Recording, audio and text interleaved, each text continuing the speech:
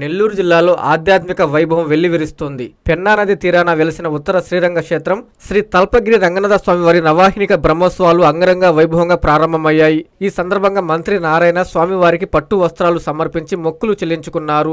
ఆలయ ప్రాంగణానికి చేరుకున్న మంత్రికి అర్చక బృందం వేద మంత్రాల సాక్షిగా పూర్ణ కుంభంతో అత్యంత ఘనంగా స్వాగతం పలికారు.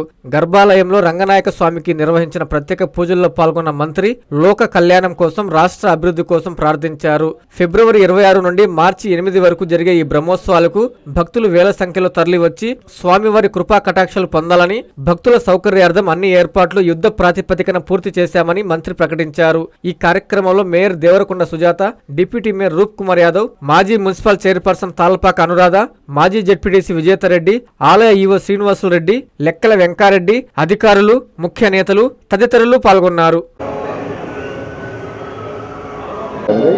ఈరోజు రంగనాయక స్వామిని భగవంతుడిని ప్రార్థించుకోవడం జరిగింది. ప్రతి ఒక్కరూ ఆరోగ్యాలతో ఉండాలని, సకల ఐశ్వర్యాలతో ఉండాలని, ఆర్థికంగా అన్ని విధాలు వెనుకబడిన ఈ రాష్ట్రం గౌరవ ముఖ్యమంత్రి గారి ఆధ్వర్యంలో ఆర్థికంగా బలపడాలని, ప్రతి ఒక్కరి యొక్క ఆర్థిక పరిస్థితి మెరుగుపడాలని ఆ భగవంతుని ప్రార్థించుకోవడం జరిగింది. ఇప్పుడు బ్రహ్మోత్సవ కార్యక్రమాలు జరుగుతున్నాయి. ఈ బ్రహ్మోత్సవ కార్యక్రమాలు 1వ తేదీ రేపు సింహవాహనం ఉంది, చంద్రప్రభ.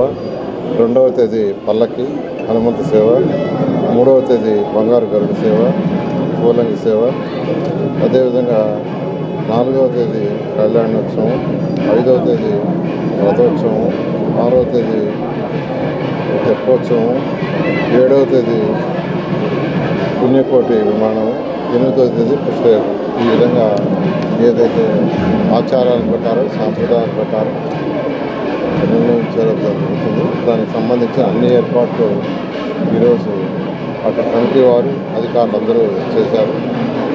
దానికి కావాల్సిన ఫెసిలిటీస్ ఏదైతే డ్రింకింగ్ వాటర్ కానీ, లేదా శానిటేషన్ కానీ, లైటింగ్స్ కానీ, అదేవిధంగా పోలీస్ శాఖ అందరితో కలిసి సమన్వయంగా చేశారు. భక్తులందరూ వచ్చి భగవంతుడిని ప్రార్థించుకుని ప్రతి ఒక్కరూ సుఖ సంతోషంతో ఉండాలని.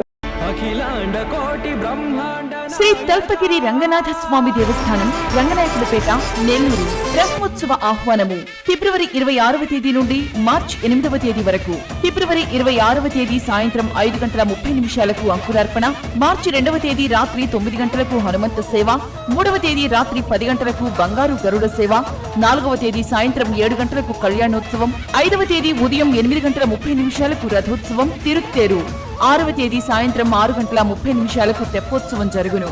కావున భక్తులెల్లరూ విచ్చేసి శ్రీ స్వామివారిని దర్శించి తరించగలరని కోరుచున్నాము.